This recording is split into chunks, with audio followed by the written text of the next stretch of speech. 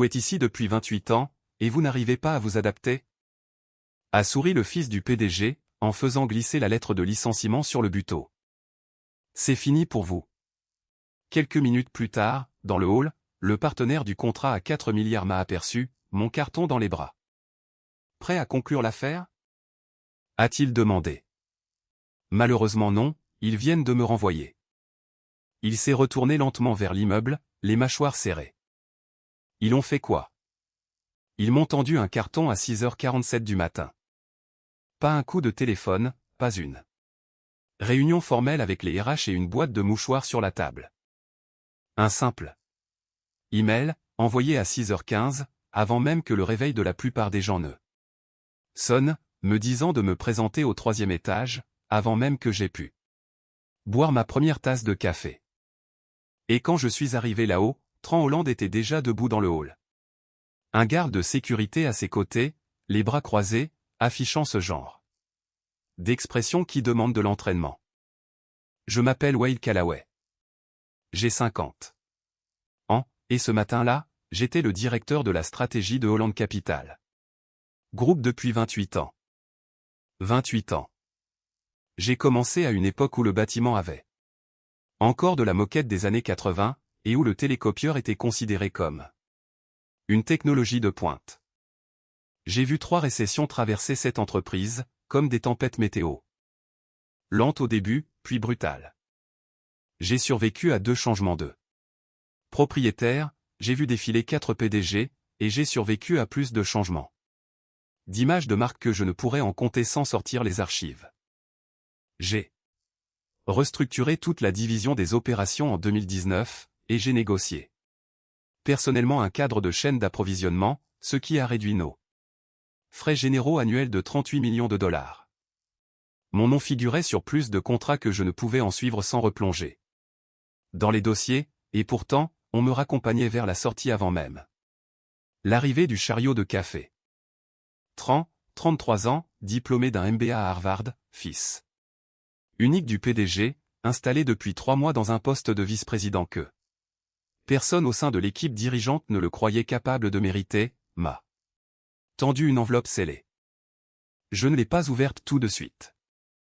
J'ai regardé le mot « licencié » imprimé en haut de la lettre de couverture, visible à travers le pli, et je l'ai reposé sur le bureau. L'entreprise prend une nouvelle direction, a-t-il dit. Nous avons besoin d'une direction qui s'aligne avec notre stratégie de transformation numérique. J'en ai entendu, du jargon d'entreprise, en 28 ans. Mais cette phrase était la version la plus creuse de toutes. J'ai tapoté mon doigt sur le bureau à 3 reprises. Lentement, de manière régulière. Vous faites ça aujourd'hui, ai-je dit. Vous comprenez ce qui se passe aujourd'hui. Il comprenait. Tout l'immeuble comprenait. À 14h07.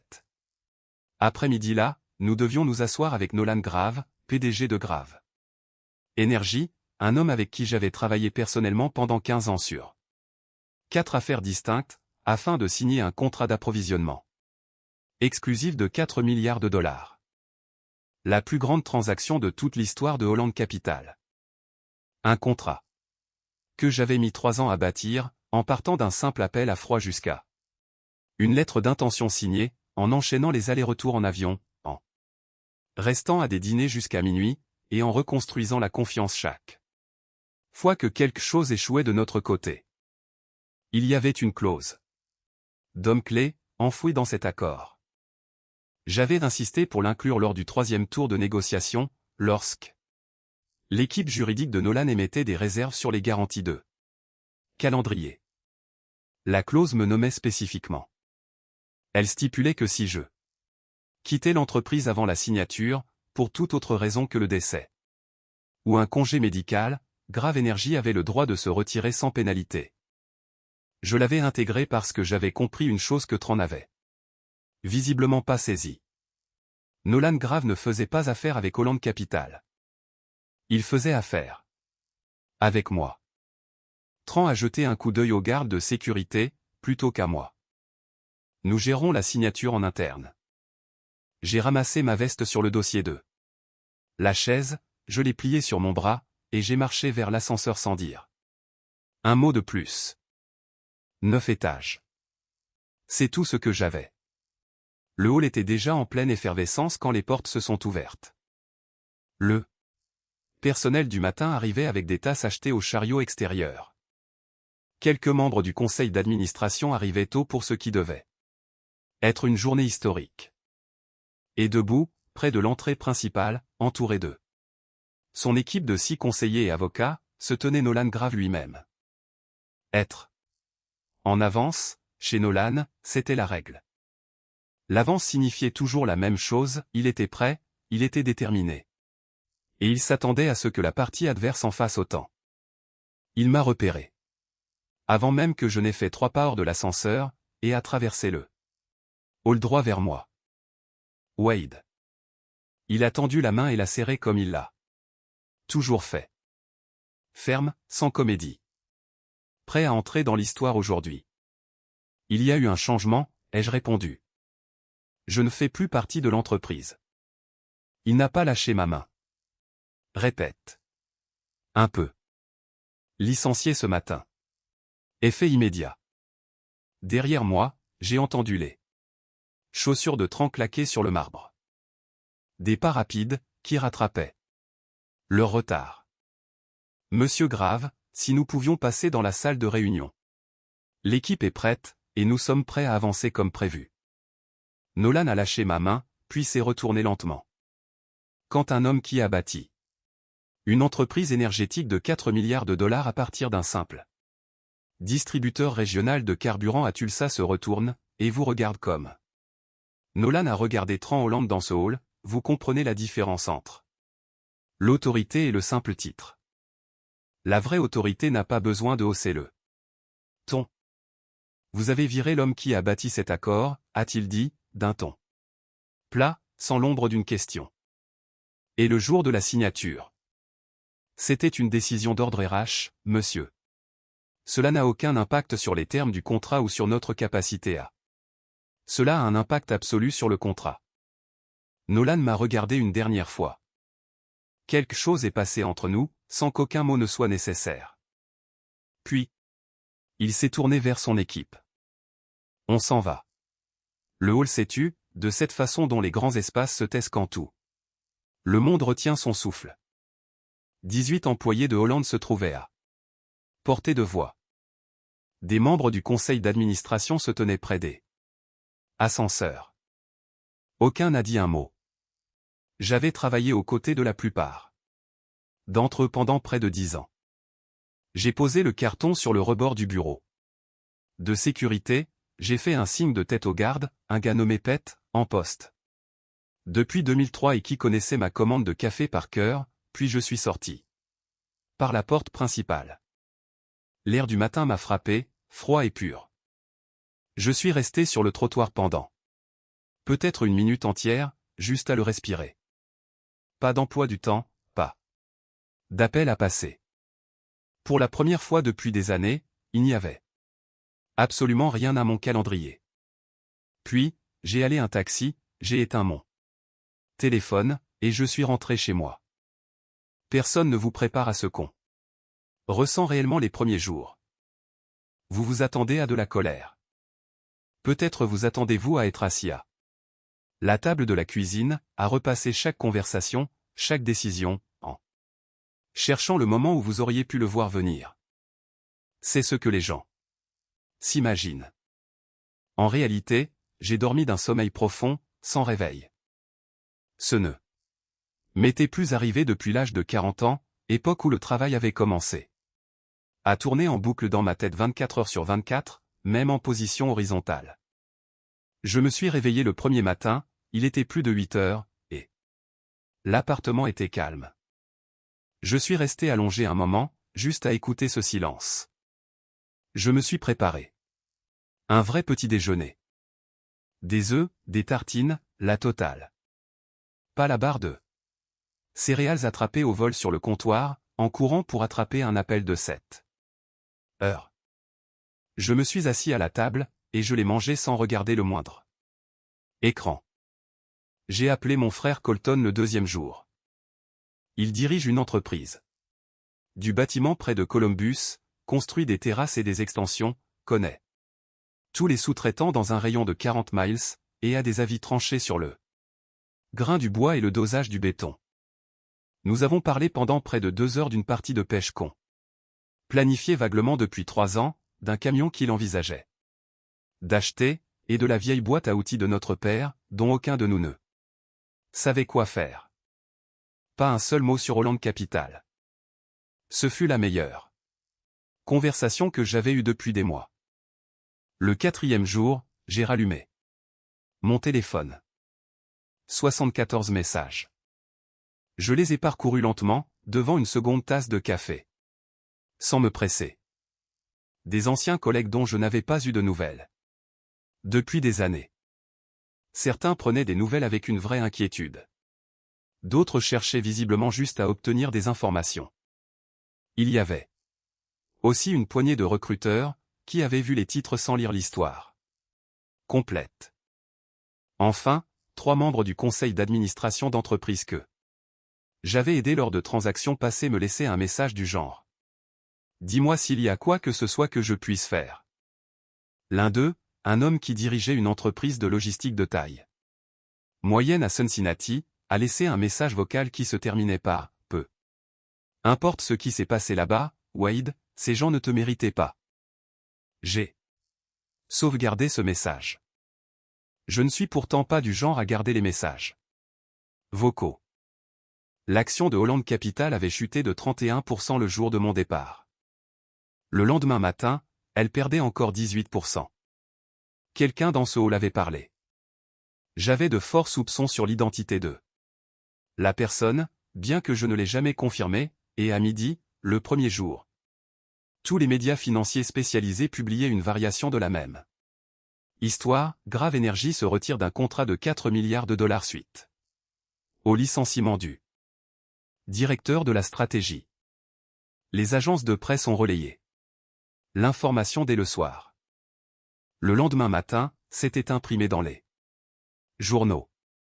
Le marché avait rendu son verdict. Il me fallait à présent décider quoi faire du mien.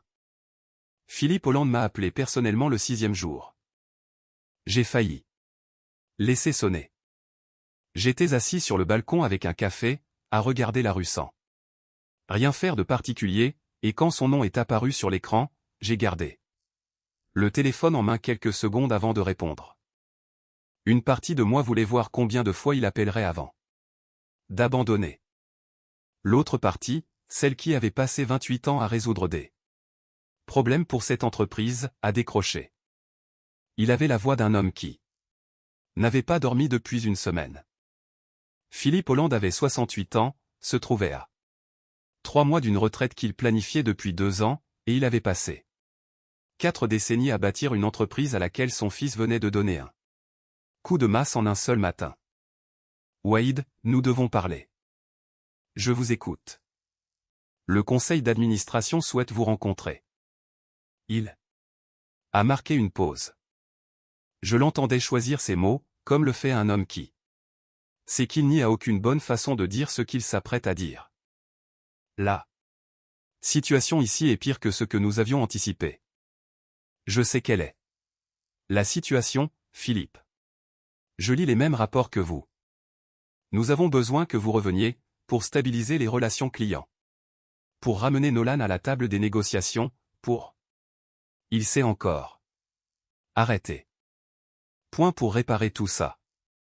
Je me suis levé de ma chaise, et j'ai marché jusqu'à la fenêtre de la cuisine. La rue en bas poursuivait ses activités. Une femme faisait de la marche rapide avec une poussette. Un camion UPS était garé en double file, feu de détresse allumé. La ville était totalement indifférente à la crise qui se jouait chez Holland Capital Group. Qu'est-ce que vous proposez, ai-je demandé. Il a cité un chiffre. C'était inférieur à mon ancien salaire. J'ai laissé le silence s'installer pendant environ 5 secondes. Essayez encore, ai-je dit, avant de raccrocher. Il a rappelé le lendemain, puis le surlendemain. Au 3e appel, le chiffre avait considérablement augmenté. Au 4e, je lui ai dit de réunir le conseil d'administration le jeudi. J'ai porté le même costume que le matin où l'on m'avait mis dehors. Celui que je portais quand Pete, le garde de sécurité, avait récupéré mon badge, et que Tran se tenait là. Les bras croisés, comme s'il venait de gagner quelque chose. Je n'ai pas fait ça pour le spectacle. Je l'ai fait parce que je voulais que chaque personne dans cette salle de conseil doive le regarder, et sache exactement quel matin elle essayait d'effacer. Tran n'était pas dans la pièce. Cette absence m'en disait long sur la façon dont le conseil évaluait désormais son jugement. Je me suis assis, j'ai ouvert le dossier préparé par mon avocat, et je l'ai fait glisser sur la table. Jusqu'au président, sans le moindre préambule. Ces conditions ne sont pas une base de négociation, ai-je dit. C'est notre point d'arrivée. Le document faisait 3 pages. Mon ancien salaire triplé. Un siège au conseil d'administration avec droit de vote complet. Une autonomie stratégique totale. Aucune validation latérale requise pour les affaires que j'initierai ou structurerai. Et enfin, la clause qui a fait se redresser des plus anciens membres du conseil, 55% des parts de contrôle sur toutes. Nouvelle initiative commerciale développée durant mon mandat. L'entreprise détiendrait une participation non majoritaire de 45%, et percevrait des revenus proportionnels, mais le pouvoir de décision me reviendrait entièrement. C'est extrêmement inhabituel, a déclaré le membre du conseil situé tout à gauche, un homme nommé Garrett, qui siégeait au comité d'audit depuis 11 ans et se targuait d'être la voix de la prudence dans chaque pièce.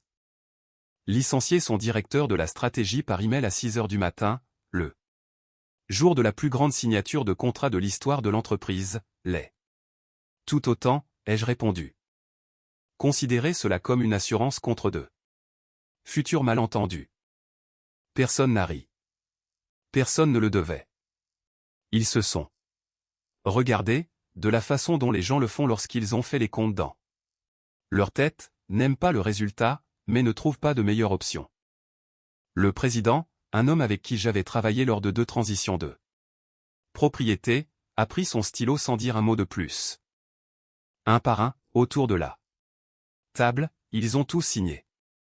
Faire revenir Nolan était un problème d'une autre nature. Je l'ai appelé le soir même depuis mon appartement, assis à la table de la cuisine, un bloc de papier juridique devant moi, sans rien d'écrit dessus. Il a répondu à la 2e sonnerie, ce que j'ai pris pour un signe encourageant. Wade. Nolan. Une pause. Pas hostile. Prudente.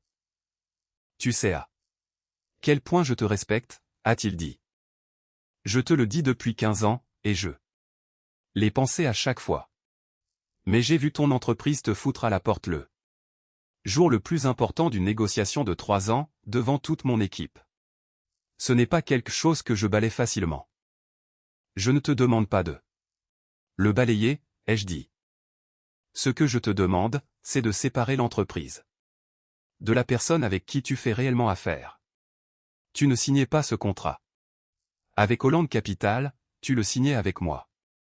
C'est pour cela que la clause d'homme clé est là. Et aujourd'hui, j'ai l'autorité contractuelle et légale par écrit et exécutoire.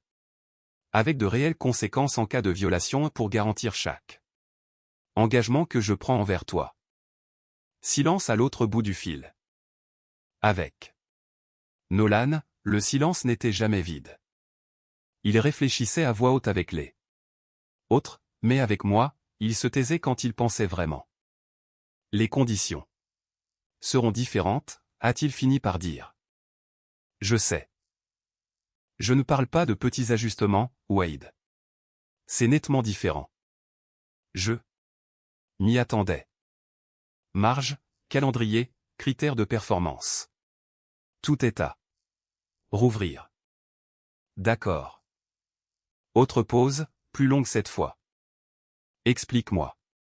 Pourquoi je devrais croire que la même situation ne se reproduira pas dans 6 mois, a-t-il dit. Donne-moi le vrai argument, pas la version d'entreprise. Alors, je l'ai fait. Je lui ai expliqué le contrat, clause par clause. Je lui ai expliqué mon siège au conseil, les clauses d'autonomie, et la structure de propriété sur les nouvelles initiatives. Je lui ai dit que pour la première fois, en 28 ans, j'avais un levier contractuel au sein de cette entreprise, et pas seulement une confiance institutionnelle, qui s'était révélée ne rien valoir du tout au moment décisif. Je lui ai dit que s'ils essayaient à nouveau de me mettre sur la touche, ils devraient défaire une structure juridique qui leur coûterait plus cher que la valeur de la transaction. Il a posé des questions, très précises, du genre à me prouver qu'il y pensait déjà avant mon appel. Nous avons discuté pendant près de 2 heures. À la fin, l'accord était toujours vivant. Restructuré, oui, avec des conditions qui avaient évolué en sa faveur sur presque chaque ligne, mais vivant. Je vais demander à mon équipe d'envoyer les conditions révisées d'ici vendredi, a-t-il dit finalement. Je serai prêt. Wade. Il a marqué une dernière pause. Ne me le fais pas regretter. Je ne l'ai jamais fait, ai-je répondu. Le contrat renégocié a mis 10 mois à être conclu. Les termes finaux n'étaient plus tout à fait ceux que j'avais bâtis au départ. La marge était plus faible. Le calendrier plus serré, et il y avait un examen trimestriel des performances, directement lié à mon maintien au poste de direction. C'était une exigence des avocats de Nolan, et j'y avais consenti sans hésiter. Ce n'était pas le contrat que j'avais passé 3 ans à construire. Mais il était réel. Il était signé. Et c'était suffisant pour stopper l'hémorragie de Holland Capital, tout en offrant à l'entreprise une voie crédible pour avancer. Et pendant tout ce temps, je construisais tout autre chose. Je pensais à Legacy Consulting Group depuis plus longtemps que je ne l'avais avoué à quiconque, y compris à moi-même. L'idée n'était pas venue de mon licenciement. Elle était venue en observant ce qui arrivait aux entreprises lorsque les personnes qui les maintenaient réellement debout franchissaient la porte pour toujours. Je l'avais vu 2 fois, rien que chez Holland. Une fois en 2009, lors de la première transition de propriétaire, et une fois en 2016, lors de la seconde. Les 2 fois, la nouvelle direction avait regardé l'équipe dirigeante et y avait vu une ligne de masse salariale, plutôt qu'une bibliothèque de savoir institutionnel. Les 2 fois, ils avaient coupé sans ménagement, pour ensuite passer les 18 mois suivants à essayer de comprendre pourquoi tout s'effondrait. D'une manière que personne ne pouvait diagnostiquer. Moi, je le savais. Les personnes qui savaient pourquoi un processus existait non pas seulement comment il fonctionnait, mais la défaillance précise qu'il avait été conçu pour éviter était partie. Et personne n'avait rien écrit, parce que personne ne pensait en avoir besoin. Jour. C'était ce problème-là que je voulais résoudre. Pas pour Holland, mais pour chaque entreprise de taille moyenne, assise au bord d'une transmission générationnelle, sans la moindre idée de ce qu'elle s'apprêtait à perdre. 6 mois après mon retour, j'ai enregistré Legacy Consulting Group en tant que SARL distincte. La clause de propriété de 55% figurant dans mon contrat avec Holland. Celle que le conseil avait signée sans la lire attentivement, ou sans la lire du tout dans le cas de Garrett. À en juger par la tête qu'il a faite quand l'article de Forbes est paru rendait la structure juridique claire et inattaquable. Chaque cadre de travail que je bâtissais, chaque relation client développée à travers Legacy, chaque méthodologie posée sur le papier, appartenait à la société que je possédais. Holland détenait une part non majoritaire de 45%, et percevait des revenus proportionnels. Cela faisait partie de l'accord qu'il avait signé. C'était écrit noir sur blanc, dès la page 2. La première personne que j'ai fait venir était René Caldwell. René dirigeait le développement de produits chez Holland depuis 9 ans. Elle avait 44 ans, était brillante d'une manière discrète, et possédait une qualité rare dans les milieux d'entreprise, elle pouvait vous dire exactement ce qui ne allait pas dans une organisation, sans avoir besoin que quiconque valide son constat. Je l'avais vue assise lors de réunions où le consensus était manifestement mauvais, attendant patiemment que les conséquences lui donnent raison, plutôt que de perdre son souffle à débattre. C'est une compétence que la plupart des gens ne développent jamais. Je lui ai exposé le modèle au cours d'un déjeuner. Dans un endroit près du bureau. Un dîner sans prétention, le genre d'endroit où les banquettes ont de hauts dossiers, et où personne ne peut entendre votre conversation. Cabinet de conseil spécialisé, transitions opérationnelles et planification de la succession. Les clients cibles, des entreprises familiales se trouvant dans cette fenêtre de 18 à 36 mois avant une transmission de pouvoir, moment où le savoir institutionnel est le plus menacé, et où la nouvelle génération est le plus susceptible de confondre la confiance en soi avec la compétence. Elle m'a écouté sans m'interrompre, une autre chose que j'avais toujours respectée chez elle. Quand j'ai eu terminé, elle a posé sa fourchette. J'en suis, a-t-elle dit. Quand est-ce qu'on commence? On a déjà commencé. Ai-je répondu. Les 90 premiers jours ont été plus lents que ce à quoi je m'attendais. Ce n'est pas une plainte, j'avais prévu que ce soit lent. Legacy n'était pas un concept que je me précipitais de lancer sur le marché. Je construisais quelque chose de durable, ce qui signifiait prendre le temps d'affiner la méthodologie avant de la présenter aux clients. René et moi avons passé ces mois à développer le cadre diagnostique que nous allions utiliser par la suite. Un processus structuré pour identifier où résidait le savoir institutionnel, qui le détenait, et ce qu'il en advenait si ces personnes partaient du jour au lendemain. Nous avons eu notre premier client payant au 4e mois, une entreprise de fabrication familiale située dans la banlieue de Chicago. 3e génération. Le père se préparant à passer la main à sa fille. Une situation classique. Le père savait où se trouvait chaque mur porteur, mais n'en avait jamais consigné un seul par écrit, parce qu'en 30 ans, il n'en avait jamais eu besoin. Sa fille était intelligente, capable, mais elle entrait dans un bâtiment qu'elle ne comprenait pas encore tout à fait. Nous avons passé 3 mois avec eux. À la fin, ils disposaient d'un manuel opérationnel documenté, d'un calendrier de transition, et d'une structure de communication entre les deux générations qui fonctionnait réellement. La fille m'a appelé 6 mois plus tard pour me dire que tout s'était déroulé beaucoup plus facilement que prévu. Le père a appelé séparément pour me dire la même chose, ce qui m'a confirmé que nous avions parfaitement fait notre travail. Cette recommandation nous a apporté 2 autres clients, puis 3 autres. À la fin de la première année, Legacy avait généré 12 millions de dollars et affiché une liste d'attente. L'article de Forbes est paru environ 8 mois après mon retour chez Hollande. La journaliste m'avait trouvé grâce à un contact chez Grave Energy. J'ai toujours soupçonné qu'il s'agissait de Nolan lui-même, bien qu'il ait nié. Lorsque je lui ai posé la question, ce qui, venant de sa part, signifie probablement que c'était bien lui. Le titre disait « Discrimination par l'âge ». Au conseil d'administration, la réponse d'un dirigeant. Je n'avais pas proposé cet angle. La journaliste avait tiré ses propres conclusions à partir des faits, que je lui avais exposés sans commentaire biaisé. Nolan a donné une citation.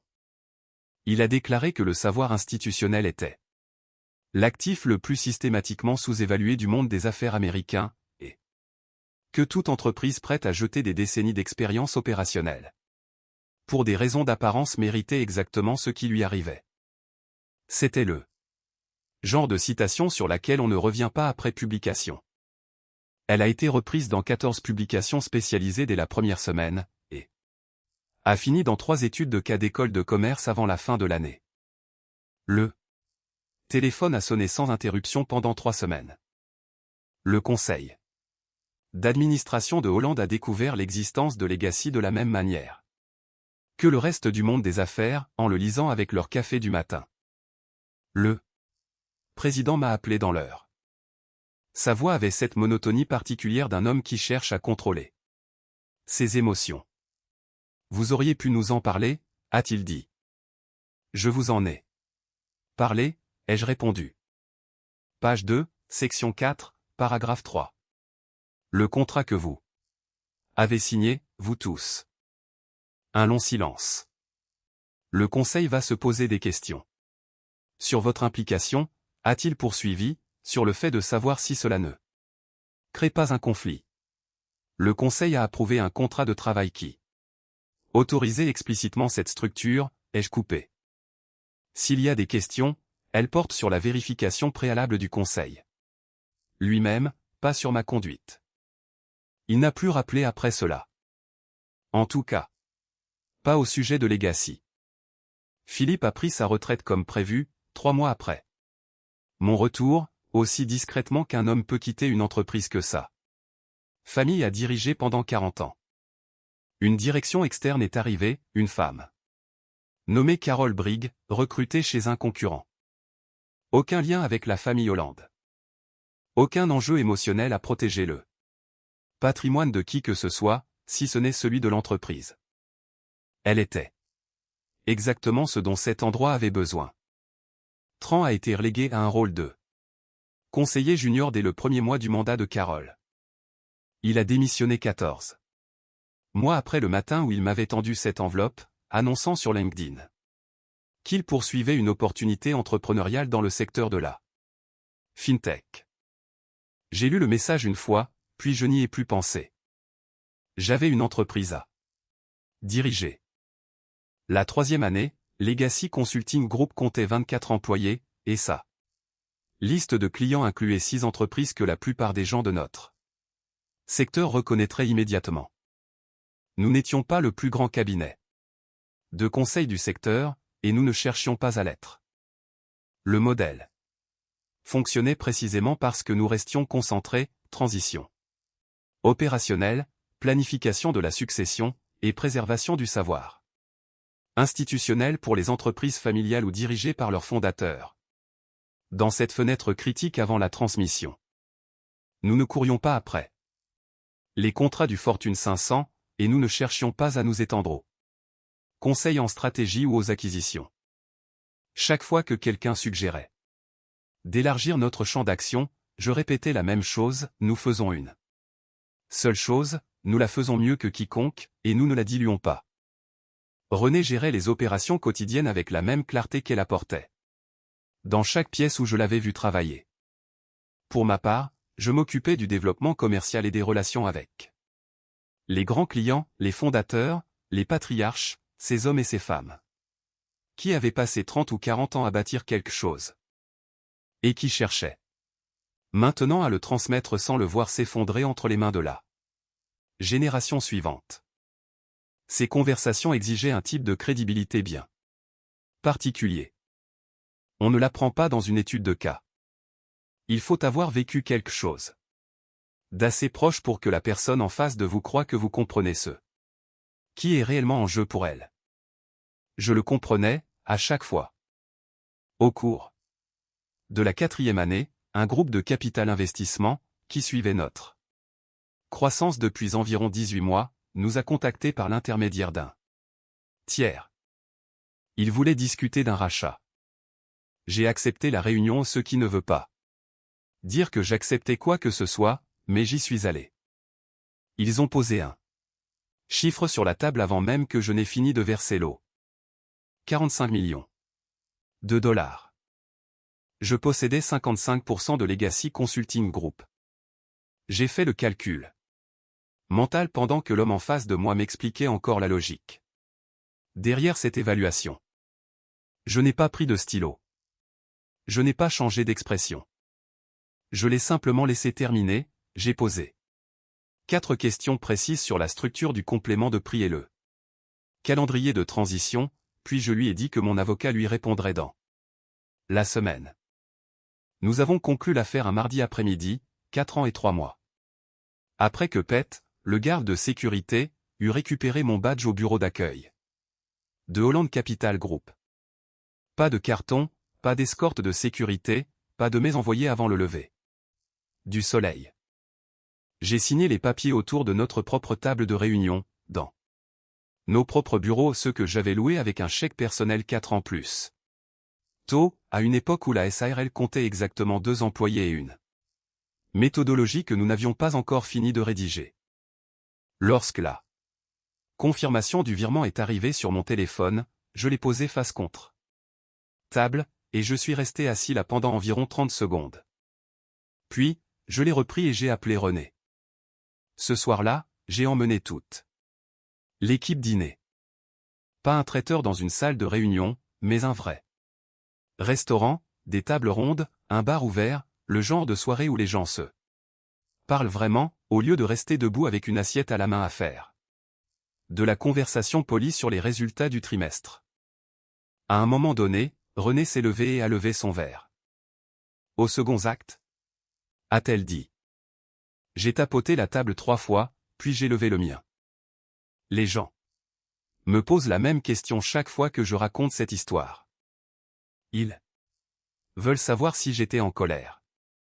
Si le fait de voir Tran perdre son titre, de voir l'action raser le sol pendant 2 ans, et de voir l'entreprise à laquelle j'avais donné 28 ans réduire de moitié. Si tout cela avait un goût de satisfaction. Voici la réponse sincère, je n'ai pas passé beaucoup de temps à observer tout cela.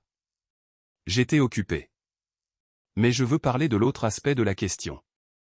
Parce que derrière la colère ou la satisfaction, ce que les gens demandent vraiment, c'est si tout cela est réellement possible. Si l'histoire que je viens de raconter arrive à de vraies personnes, ou s'il s'agit simplement de la version que l'on se raconte à 2 heures du matin, quand on ne dort pas, pour essayer de donner un sens à ce qui nous est arrivé. J'ai rencontré beaucoup d'hommes, ces dernières années, qui ont traversé des épreuves proches de la mienne. Pas avec les mêmes détails, les détails varient toujours, mais avec la même structure. Il y avait un homme, que j'appellerai Ray, responsable des opérations dans une banque régionale depuis 26 ans. Les nouveaux propriétaires sont arrivés, ont apporté leurs propres équipes, et Ray a eu une réunion un vendredi après-midi qui s'est terminée par une poignée de main et une indemnité de départ. Il m'a raconté qu'il était resté assis dans sa voiture, dans le parking souterrain, pendant 45 minutes avant de pouvoir rentrer chez lui. Pas parce qu'il s'effondrait, mais parce qu'il ne comprenait sincèrement pas ce qui venait de se produire. Il avait tout fait correctement pendant 26 ans, et cela n'avait servi à rien. Il y en a eu un autre. Je l'ai rencontré lors d'une conférence, environ 1 an après le lancement de Legacy. Il avait été directeur d'usine dans une entreprise industrielle pendant 31 ans. La société avait été rachetée. Les nouveaux propriétaires avaient dépêché une équipe de consultants, âgés de 28 ans en moyenne, qui n'avaient jamais dirigé une chaîne de production de leur vie. En l'espace de 8 mois, ils avaient tellement optimisé 3 processus qu'ils les avaient coulés, sans réussir à comprendre pourquoi la production chutait. Lui savait exactement pourquoi. Mais personne ne lui a posé la question. Ces 2 hommes avaient le même regard lorsqu'ils me racontaient leur histoire. Une sorte de calme perplexe, comme s'ils avaient encaissé le coup et se tenaient toujours debout, mais sans savoir encore vers quelle direction marcher. Voici ce que je leur dirais, et ce que j'aurais aimé que l'on me dise sur ce trottoir. Devant Hollande Capitale, par ce froid matin, avec mon carton entre les mains. Vous ne vous êtes pas trompés dans vos calculs. C'est eux qui se sont trompés. Ils ont regardé ces 28 ans ou ces 26, ou 31 ans. Et ont vu un centre de coût plutôt qu'une fondation. Ils ont confondu un titre avec la personne qui le portait. Ils ont supposé que ce que vous saviez pouvait être remplacé par quelqu'un de plus jeune et de moins cher. Et ils se sont trompés d'une manière qu'ils allaient découvrir à leurs dépens. Le marché n'a pas de sentiment. Il se moque des organigrammes, des stratégies de transformation numérique, ou de ce qu'un vice-président de 33 ans a décidé un mardi matin. Il se soucie seulement de savoir si le travail est réellement fait, et si les gens qui le font savent ce qu'ils font. C'est ça, la réalité de la vraie expérience. Personne ne peut vous l'enlever par email. Elle ne réside pas dans un bâtiment dont on peut vous expulser. Elle n'habite pas dans un badge remis à un garde de sécurité. Elle vit en vous, elle va là où vous allez, et elle bâtit tout ce que vous choisissez de construire ensuite. J'ai choisi de bâtir Legacy. Vous choisirez autre chose. Quelque chose qui correspond à ce que vous savez, à vos contacts, et à ce que vous avez pas cédé. Année à perfectionner. Mais la décision vous appartient, et non à celui qui a envoyé cet email. Quoi? Que Tran Hollande ait pensé exprimer à 6h15 ce mardi matin-là, j'ai passé les 4 années suivantes à rédiger ma réponse. Si vous êtes resté avec moi jusqu'ici, merci. Je le pense sincèrement.